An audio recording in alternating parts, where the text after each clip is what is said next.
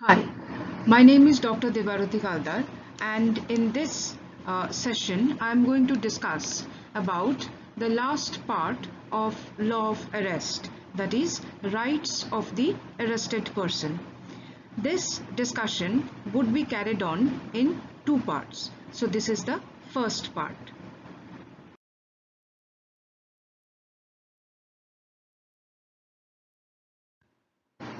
The discussions on the rights of the arrested persons under Chapter 5 can be carried on under three broad heads, that is, arrest of adult males, arrest of females including adult females, and apprehension of children in conflict with law.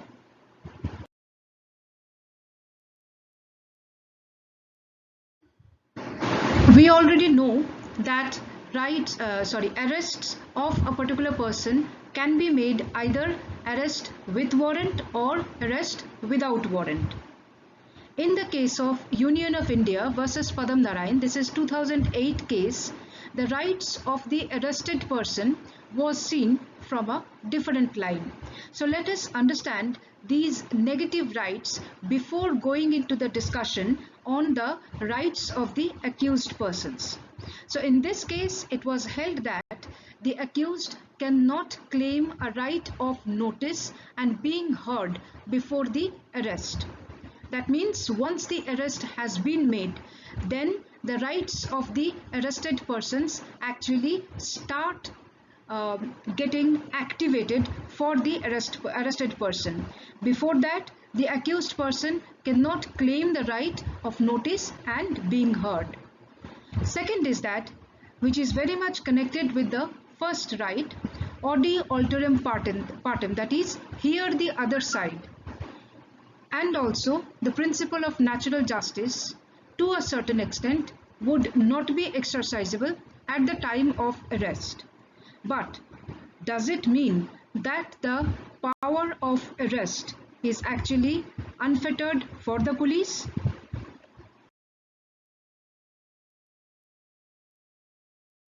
So let us first see the photographs or the pictures that is depicted on the slide.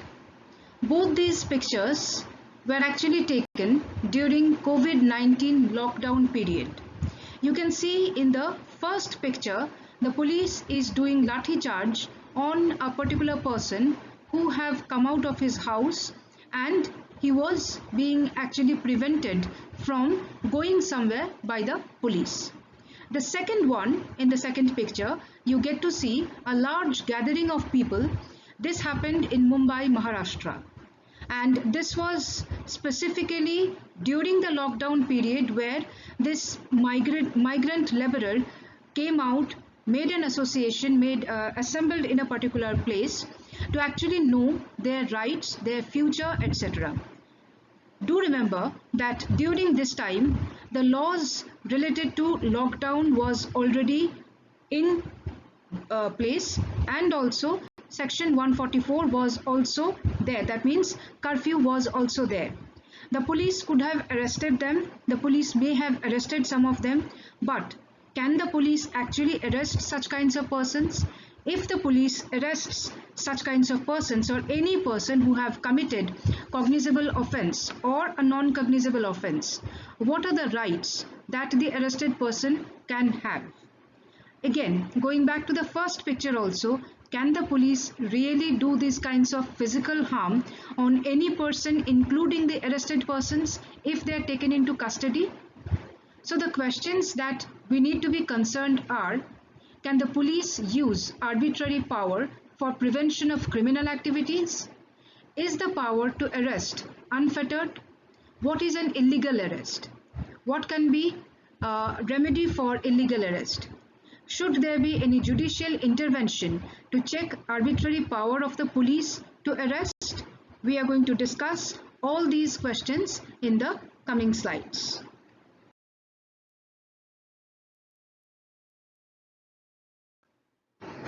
The rights of the arrested persons were first observed and also codified in the case of D.K. Basu versus State of West Bengal in AIR 1997 SCC 610. The guidelines for the rights of the arrested persons are as follows.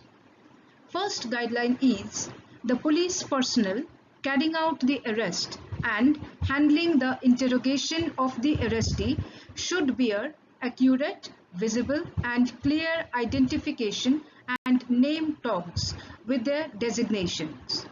The particulars of all such police personnel who handle interrogation of the arrestee must be recorded in a register, which actually implies that the police personnel who goes on for carrying out the arrest and also interrogation of the arrestee, etc., must bear clear identification, which will actually prevent arresting the person concerned, the accused person, by any other person who is either not a police officer or a police officer who is not of proper rank, or the police officer who is not authorized to make an arrest. The second guideline is the police officer carrying out the arrest of the arrestee shall prepare a memo of arrest at the time of arrest. Such memo shall be attested by at least one witness who may be either a member of the family of the arrestee or a respectable person of the locality from where the arrest is made. It shall also be countersigned by the arrestee and shall contain the time and date of arrest. Now this has got multiple purposes. Number one is that this memo is going to be a very important record of making the arrest.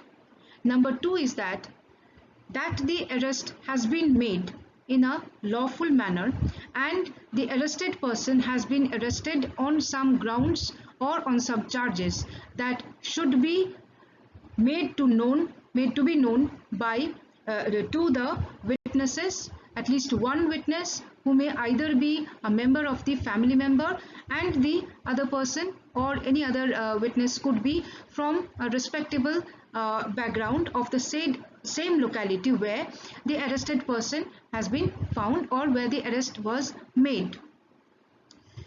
Further, the memo of arrest must also be countersigned by the arrestee. That means it actually implies that the arrestee knew that he is being arrested and he knows that that particular person, that is the police person, is arresting him, at what time, date and where the arrest is being made. That should also be mentioned in that particular memo.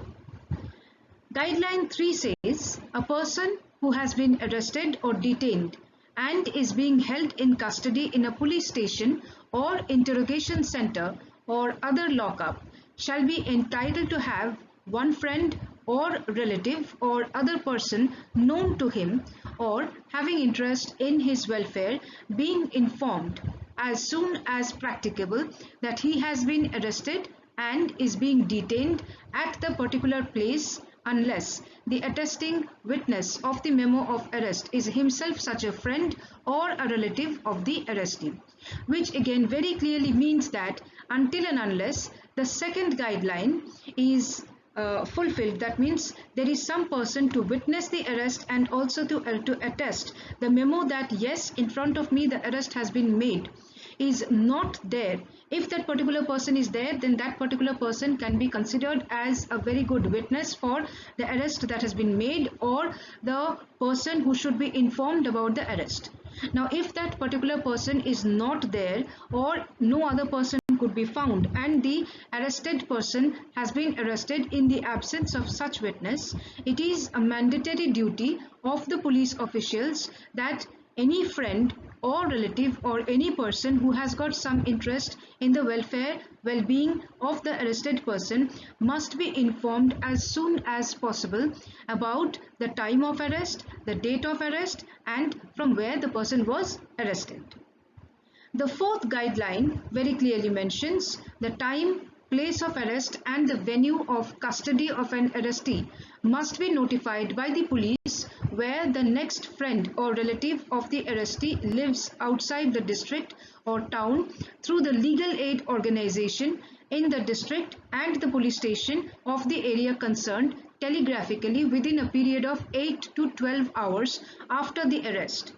What does it mean? It actually means that suppose, for example, a person has been arrested in a particular jurisdiction where he generally does not reside, or he has been found in that particular place, but he does not belong to that particular place. In such case, the police officer who is arresting that particular place must mandatorily inform the relative, friend, or any other person having interest for the well-being of that particular arrested person within a period of 8 to 12 hours through the legal aid organization or through the police station of the concerned area through telegraph mode, which means that even if the person has been arrested in a place which is outside the jurisdiction where he generally belongs, it actually does not give the right of the police officer to not to inform the relatives or the friends of the arrested person.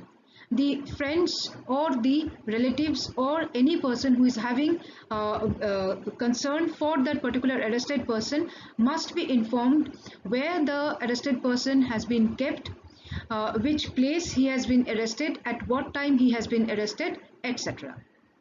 The fifth guideline says very clearly the person arrested must be made aware of his right to have someone informed of his arrest or detention as soon as he is put under arrest or he is detained, which means that it is not only necessary for the police officer to inform the friends, relatives, or any other person who is having some interest in the well-being of the arrested person, but also it is the arrested person who must be made aware that news of his arrest has been reached to some friend, relative, etc., who may offer him some help, or who may arrange for some lawyer.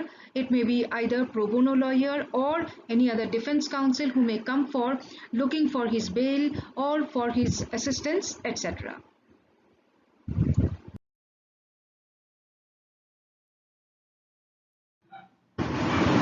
The sixth guideline says that an entry must be made in the diary at the place of detention regarding the arrest of the person, which shall also disclose the name of the next friend of the person who has been informed of the arrest and the names of the particulars of the police officials in whose custody the arrestee is. Seventh and eighth guidelines say, number one, the arrestee should, where he so requests, be also examined at the time of his arrest, and major and minor injuries, if any present on his or her body, must be recorded at that time. The inspection memo must be signed both by the arrestee and the police officer effecting the arrest, and its copy provided to the arrestee. Eighth guideline says the arrestee should be subjected to medical examination by trained doctor every 48 hours during his detention in custody by a doctor on the panel of approved doctors appointed by the Director, Health Services of the concerned state or union territory. Now, seventh and eighth guideline actually are very important rights that are provided to the arrestee, which provides the arrestee the right to be medically examined on request first, to be examined about his minor or major injuries. Now, this may happen that during the time of arrest or before the time of arrest also, the police may come into some kind of conflict, etc., with the arrestee, whereby some kinds of physical harassment, etc., might have happened. Now, in such case, this right would protect the arrestee from any sort of custodial torture, etc. Further, such kinds of examination, etc., must be done by a doctor or the medical examiner from the panel of doctors that have been approved by the Director of the Health Services. Number 9, the guideline number 9 again says copies of all documents, including the memo of the arrest referred to above, should be sent to the Ilaka magistrate for his record, which means that all documents, including the medical documents, the memo of the arrest, etc., all should be sent to the Ilaka magistrate. Guideline number 10 says the arrestee may be permitted to meet his lawyer during interrogation, though not throughout the interrogation. Now, we have seen in the earlier points that the arrestee must have the right to be informed that the police has informed about his arrest, etc., to his friends, etc. Now, in point number 10, we get to see that the arrestee may be permitted to have his lawyer and also meet his lawyer during the time of interrogation. However, the presence of the lawyer may not be permitted throughout the interrogation, but the arrestee must be permitted to meet his lawyer during the interrogation. Guideline number 11 provides that a police control room should be provided at all districts and state headquarters where information regarding the arrest and the place of custody of the arrestee shall be communicated by the officer causing the arrest within 12 hours of effecting the arrest, and at the police control room it should be displayed on a conspicuous notice board, which means that it is actually a mandate for the state or to the government that there should be a control room created in every district, whereby that control room should have all the informations regarding what sort of arrest has been made, who has been arrested, when the arrest has been made, whether there was any sort of medical examinations, etc. All these things, all records should also be provided to that particular control room. And all the informations must also be displayed on a conspicuous notice board.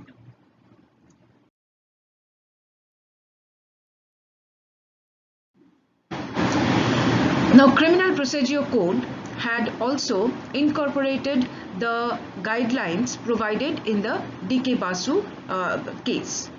Now, let us see under which sections these guidelines have now been incorporated.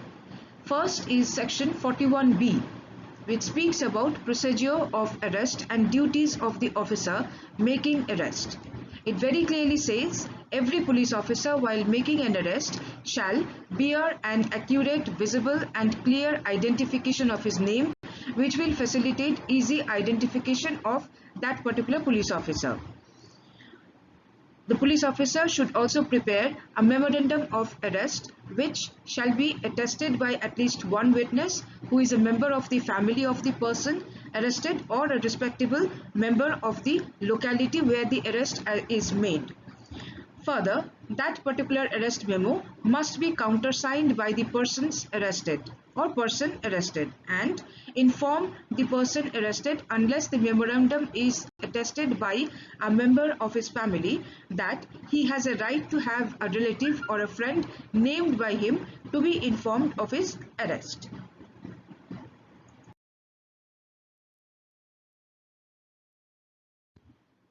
Section 41C discusses about the making or creation or existence of control room at districts. It very clearly says the state government shall establish a police control room in every district and at state level, and the state government shall cause to be displayed on the notice board kept outside the control room at every district the names and addresses of the persons arrested and the name and designation of the police officer who made the arrests. Now, this is very important to actually make the friends, relatives, etc. of the arrested person to know that when the person was arrested, by whom the person was arrested, and also possibly where the arrested person is now placed. This is also right against custodial torture and also against causing of death of the arrested person by the police officer. This is a safeguard mechanism given to the arrested person, and also this is a kind of regulatory mechanism given to the police officer that no custodial torture, etc. must be done to the arrested person. Further, section 41C also mentions that the control room at the police headquarters at the state level shall collect from time to time details about the persons arrested, nature of the offence with which they are charged, and maintain a database for the information of the general public.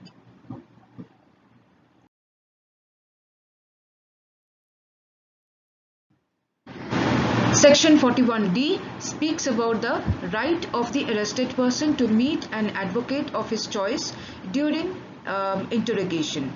It says when any person is arrested and interrogated by the police, he shall be entitled to meet an advocate of his choice during the interrogation, and just like how the guidelines in the DK Basu had been provided, it also says that the advocate may not be present throughout the interrogation, but still then the arrested person has got the right to meet an advocate, get his legal assistance, and the meeting of the advocate can happen during the interrogation only once or multiple times, but not throughout the interrogation.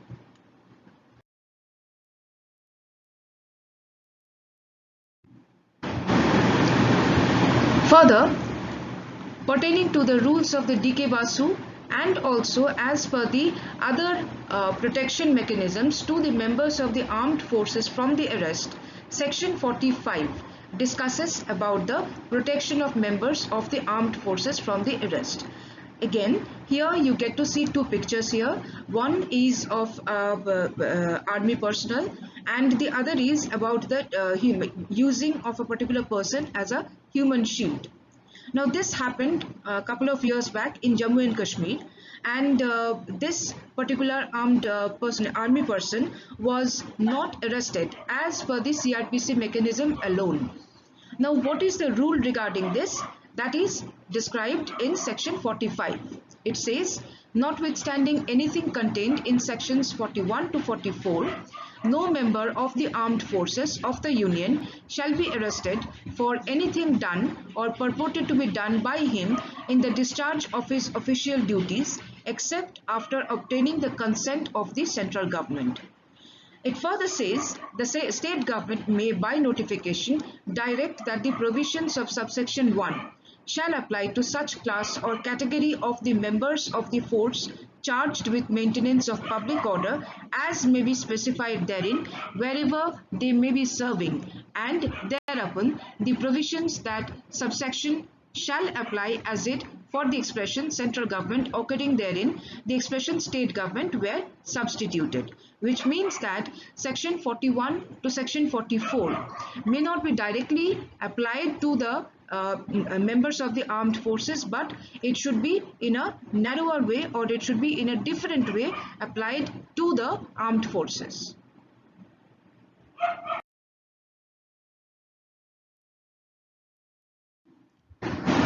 Further, in the case of Delhi Judicial Service Association versus State of Gujarat, this is a 1991 case, the court observed the way of arrest of any member of the judiciary or the judicial members. It has been observed here, or the guidelines mentioned here mentions that the arrest of judicial officer must be done under intimation to the district judge or the High Court. In case of need for immediate arrest, a technical or formal arrest may be effected. Further, such arrest may be communicated immediately to district and sessions judge and chief justice of the concerned High Court. Now, these guidelines are not found in any of the provisions of the CRPC, but these guidelines are necessary as a part of the arrest law, especially to maintain the dignity of the judiciary and also the judicial members. Thank you.